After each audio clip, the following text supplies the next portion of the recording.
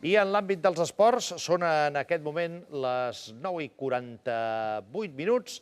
La Diada, com sabem, també ha tingut jornada reivindicativa a través de la Via Catalana, passant pel Camp Nou, en aquell punt de trobada del món de l'esport, on s'hi han apropat representants de diferents clubs, de federacions i esportistes. Sergi. Bona nit, Josep. Esportistes i, de fet, tothom qui s'hi ha volgut acostar al Camp Nou ha estat benvingut.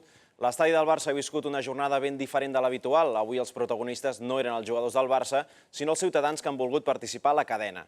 Sota l'atenta mirada dels cracs blaugrana, això sí, en forma de cartell publicitari, centenars de persones s'han donat les mans per fora del Camp Nou i també per l'interior de l'estadi. Esportistes de tots els àmbits, presidents i directius de diversos clubs catalans i penyes d'aficionats han volgut fer visible que el món de l'esport no és aliè al que passa al carrer i avui el Camp Nou també ha estat un clam. En aquest context, que l'estadi també participés en aquest acte de civisme del poble català tenia sentit i quan ens ho va proposar els organitzadors vam cedir molt gustosament la instal·lació. Al final, si un aconsegueix l'estat propi, automàticament totes les seleccions queden reconegudes. A dia d'avui és molt complicat perquè no tens capacitat de poder accedir a moltes federacions degut a que Espanya és present. El fet d'aconseguir un estat propi ajudaria molt a que cada federació pogués acollir-se a l'internacional i que tots poguessin competir de manera oficial a nivell internacional, tant a campionats del món europeus com en Jocs Olímpics. Els que estan en foto tan grans, jugadors del Barça, etc., estaria molt bé que estiguessin aquí fent pinya, ells que són molt més mediàtics que nosaltres. Jo no els trobo a faltar. Aquí la gent ha de venir lliure i qui vulgui venir que vingui. No trobo a faltar ningú. M'agradaria que vingués molta més gent i que vinguessin tots, però tothom té el seu motiu per no venir. Doncs la imatge de la cadena al Camp Nou no ha agradat gaire a l'Espanyol. El club blanquiblau no ha participat institucionalment a la Via, però sí a l'ofrena floral a Rafael Casanova. El seu president ha aprofitat per mostrar el seu malestar amb el fet que el Camp Nou fos el punt de trobada dels clubs i esportistes de Catalunya. Nosaltres en cap moment ens han demanat res de l'estadi i ni tan sols la cadena passa per allà, vull dir que tampoc esperaven que ens demanessin res. Creo que podía haber sido igual por un sitio más neutral como podía ser el estadio de Montjuïc, pero bueno, si lo han creído así oportuno, pues hay que respetarlo. Els jugadors del Barça no han participat a la cadena humana, però han volgut desitjar una bona diada als catalans a través del Twitter. Com Gerard Piqué, que ha dit que se sent orgullós de Catalunya i de ser català, Puyol i Cesc també han desitjat una bona diada i fins i tot Thiago, ex del Barça i des d'Alemanya, també ha felicitat els catalans. El que més s'ha mullat, però, ha estat un altre exjugador, a Vidal, que precisament avui fa 34 anys ha penjat una fotografia amb l'estelada de quan encara era jugador blaugrana i estava en ple procés de recuperació.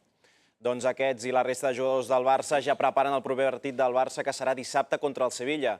El Tata Martino ja té tots els efectius disponibles després que els jugadors internacionals hagin tornat de jugar amb les seves seleccions, on han tornat a ser protagonistes. Messi ha marcat 2 gols amb l'Argentina, tots 2 de penal, que han permès al conjunt sud-americà classificar-se matemàticament per al Mundial del 2014 que es disputarà al Brasil. Precisament aquesta selecció també ha guanyat amb un gran gol de Neymar contra la selecció portuguesa, on hi faltava Cristiano Ronaldo. Els madrilenys avui han anat a votar amb dues cares molt diferenciades. D'una banda, els seguidors de l'Atlético, amb cara, què diem, Sergi, de pomes agres o de decepció? Una mica de tot, no? Pomes agres, decepció. L'altre, els seguidors del Real Madrid, amb un somriure d'orella a orella, i això que no han dormit, perquè estaven tots a la Cibeles i no han arribat els jugadors fins a les 6 de la matinada. Però vaja, com que era cap de setmana, no és d'estranyar, perquè ahir el Real Madrid, com saben, va guanyar la 10ª. I caram, com ho va guanyar? Repassem-ho, bona nit. Bona nit, Josep. I crec que a Barcelona també hi havia molts aficionats del Barça amb cara de pomes agres avui quan s'han llevat. És que els del Barça aquest cap de setmana o ahir eren de l'Atlético, no? Sí, totalment. En pocs minuts el Madrid celebrarà al Bernabéu amb els jugadors i els seus socis aquest títol que li ha costat molts milions i molts disgustos, però que finalment, 12 anys després de guanyar l'última Champions, han aconseguit de nou. El capità Iker Casillas va ser l'encarregat d'alçar un títol que s'havia convertit en l'obsessió del madridisme i sobretot del seu president, Florentino Pérez. Gràcies a aquest triomf, Carlo Ancelotti ha salvat el cap i renovarà com a entrenador blanc. L'italià ha aconseguit en una temporada el que no va fer Mourinho en 3, unir el vestidor i guanyar la Copa d'Europa. A més de la festa d'avui, aquesta matinada se n'ha fet una altra a la plaça de la Cibeles, on, com sempre, alguns jugadors van celebrar la Copa amb altres copes. Las gracias por estas horas, que son muy tarde, y gracias por estar aquí esperándonos de regreso de Lisboa. De verdad que muchas gracias a toda la gente que ha estado en Lisboa. Simeone ja pensa en la Lliga de la temporada vinent per treure's el disgust de sobre ràpidament. L'Atlético va tenir la final guanyada durant 93 minuts. Godín va aprofitar una greu errada de Casillas per fer l'1-0 i com demostren les cares de Florentino Pérez i Mariano Rajoy, les coses no els anaven gaire bé al Madrid, que veia com se li escapava de nou el títol. Finalment, però, al temps de descompte, Sergio Ramos va empatar de cap. Amb uns colchoneros molt castigats físicament, a la pròrroga el festival blanc va continuar fins al 4-1, quan Cristiano, desaparegut durant tota la final, va fer un gol de penal que va celebrar com si fos el gol decisiu, traient-se la samarreta i ensenyant músculs a les càmeres de televisió. A causa de la intensitat de la final d'ahir i que alguns jugadors van acabar amb molèsties, Vicente del Bosque no ha volgut donar avui la llista definitiva de cara al Mundial del Brasil. El seleccionador espanyol ha fet una primera convocatòria amb 19 jugadors per disputar el partit amistós contra Bolívia del dia 31 de maig. Després serà quan farà la llista definitiva. De moment, la principal sorpresa és que el blaugrana Gerard Deulofeu ha estat convocat pel tècnic espanyol i podria formar part de la llista definitiva i viatjar al Brasil amb els altres 7 jugadors del Barça. Del Bosque ha elogiat el jove extrem blaugrana. Porque tenemos también confianza en él, es un chico joven que viene muy bien, que su rendimiento en el Everton ha sido... Això del Cristiano Ronaldo havent guanyat amb el Madrid també una Copa d'Europa i ensenyant body, això ho haurem de pair molt sovint, aquesta imatge? Creus que... Sempre que pot, ensenya una mica de múscul. No, sí, a més he vist una revista que surt últimament en una posició en la qual es demostra que ell demostra que està en forma, vaja. Sí, li agrada molt. Gràcies, Sergi. Bona nit i bona hora. La previsió meteorològica per les properes hores. Després s'incorporen ja en aquest programa especial del partit jugat a París, però la gran incògnita és si podran comptar o no amb Messi. Sergi, bona nit. Bona nit, Josep. De moment, avui teníem festa els jugadors del Barça i Messi ha anat a entrenar, ha anat a recuperar-se, a veure si arriba a temps. Doncs el principal dubte que té Tito Vilanova és si Messi precisament arribarà a temps per jugar. El davanter podria ser-hi a temps de ser convocat, però serà llavors quan els tècnics hauran de decidir si el fan jugar, amb el risc que es lesioni per més temps o el reserven per a unes hipotètiques semifinals. També podria ser que sortís des de la banqueta, si el partit es complica. Si fos així, Cesc ocuparia la seva posició des de l'inici, després dels 3 gols que va fer al Mallorca. El 4 blaugrana faria parella a la davantera amb Villa i el tercer home podria ser Alexis o Pedro. I de la davantera a la defensa, ja que és on més baixes té el Barça. Adriano ja fa dies que entrena amb normalitat amb la resta del grup i rebrà l'alta mèdica abans del partit contra el PSG i, per tant, podria ser una opció per jugar de central. L'altre és Marc Bartra. Tito ja el va provar fent parella amb Piqué contra el Mallorca. Finalment, l'última opció seria a Vidal, que va tornar a jugar després de superar el trasplantament de fetge. 402 dies després de l'últim partit, el Camp Nou es va posar dempeus per rebre el francès. A Vidal estava tan content que fins i tot ja pensava en què fer a la final de la Champions. Tenía una rabia positiva después de tanta lucha. Hoy me tocaba, estaba muy contentos, me lo dijo Tito antes de partido, y ayudar al equipo a pasar la eliminatoria de Champions y intentar llegar en Wembley para que esta vez Tito la pueda inventar.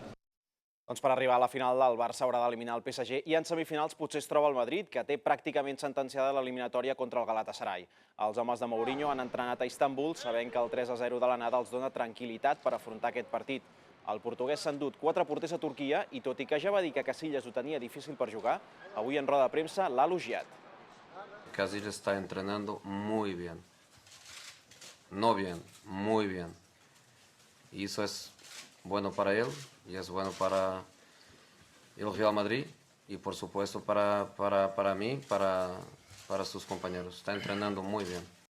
El Màlaga també juga demà al camp del Borussia Dortmund amb un 0-0 en l'anada. I acabem amb bàsquet perquè demà el Barça Riga jugarà el primer partit dels quarts de final de l'Eurolliga contra el Panathinaikos. Els de Xavi Pasqual encara en aquesta eliminatòria sabent que han estat el millor equip d'Europa en el top 16, però que en la Lliga són molt més irregulars.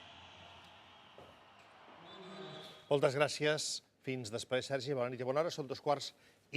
D'aquí uns instants ens acompanyarà la doctora Casilda Güell. Entre les persones que s'han manifestat, lògicament, hi havia molts esportistes perquè hi ha hagut una reacció esportiva catalana molt forta a favor d'aquesta manifestació. I els grans clubs i els més destacats també aquest matí s'han sumat a l'ofrena al monument de Rafael Casanova. Sergi, bona nit. Bona nit, Josep. Doncs sí, Barça, Espanyol, entre molts altres clubs, han estat els primers en portar l'ofrena floral al monument de Rafael Casanova. La comitiva ha estat encapçalada per Tito Vilanova, Carles Puyol i Sandro Rossell. El president va dir inicialment que no aniria a la manifestació, però hi ha acabat anant a títol personal amb la família. Un dels vicepresidents del club n'ha explicat les raons i ha parlat de la samarreta amb la bandera de Catalunya.